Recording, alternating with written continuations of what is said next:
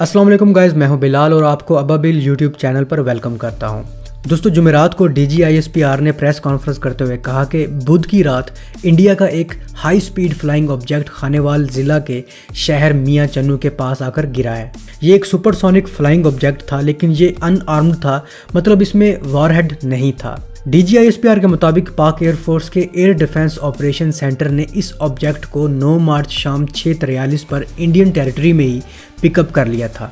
मतलब जब ये वहाँ से लॉन्च हुआ, इसके इनिशियल कोर्स से इन्होंने इस पर नज़र रखी हुई थी, लेकिन ये ऑब्जेक्ट अचानक ही पाकिस्तानी एयर स्पेस में मूव होता है और पाकिस्तानी एयर स्पेस की खिलाफ वर्जी करता है और मियां चन्नू के नज़दीक आकर गिर जाता है और कुछ सिविलियन प्रॉपर्टीज़ डैमेज करता है और इसमें कोई जानी नुकसान नहीं होता। दोस्तों, air vice marshal Tariq Zia के मुताबिक इस ऑब्जेक्ट की स्पीड मार्क 2 5 से 3 तक थी और इसका इनिशियल कोर्स साउथ वेस्ट की जानिब इंडिया की महाजिन फील्ड फायरिंग रेंज की जानिब था। लेकिन जब इस ऑब्जेक्ट ने 70 से 80 किलोमीटर तक ट्रैवल कर लिया तो उसके बाद अचानक इसने अपना ट्रैक चेंज कर लिया, लेकिन इसकी स्पीड और इसका एल्टीट्यूड वही था। दोस्तों, DGISPR का कहना है कि इंडिया को जवाब देना पड़ेगा और वजाहत देनी पड़ेगी। दोस्तों, ये वाकई साफ जाहिर हो रहा है कि इंडिया का सुपरसोनिक मिसाइल जो कि इंडिया के पास है बरहमोस, उसका कोई टेस्ट कर रहा था जो कि वारहेड के बगैर ही किया जाता है और ये टेस्ट नाकाम हुआ और पाकिस्तानी साइड पर आकर गिर गया।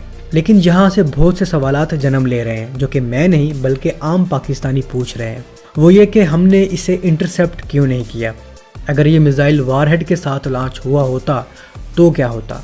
क्या हमारे पास इस मिसाइल को इंटरसेप्ट करने की सलाहियत नहीं है?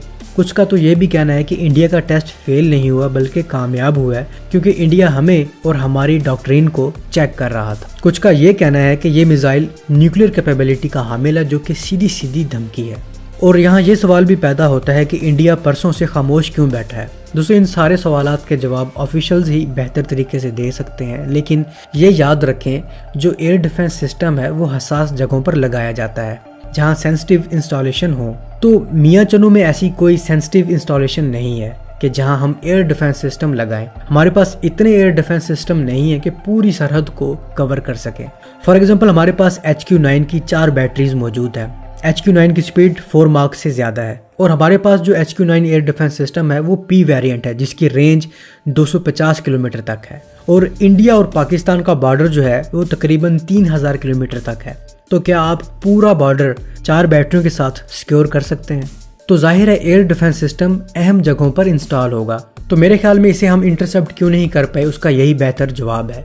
और अगर वाकई हमारा एयर डिफेंस सिस्टम इसे डिटेक्ट करने में और इंटरसेप्ट करने में नाकाम हो गया है तो आप बेफिक्र हो जाएं, डिफेंस फोर्सेस आपकी हिफाजत का बंदोबस्त ज़रूर करेगी और मेरे ख्याल से S-400 जैसा ही डिफेंस सिस्टम लिया जाएगा। हाँ, ये जो हरकत इंडिया ने की है इसका जवाब ज़रूर देना चाहिए, जैसा कि हमने 2019 में दिया था। तो अब तक के लिए इतना ही। मज़ीद अपडेट्स के लिए हमारे फेसबुक पेज को भी ज्वाइन करें और हमारे चैनल को सब्सक्राइब करें। जैसे जैसे मज़ीद अपडेट्स आएंगी हम आपको आगाह करेंगे। Thank you. अल्लाह हाफिज़।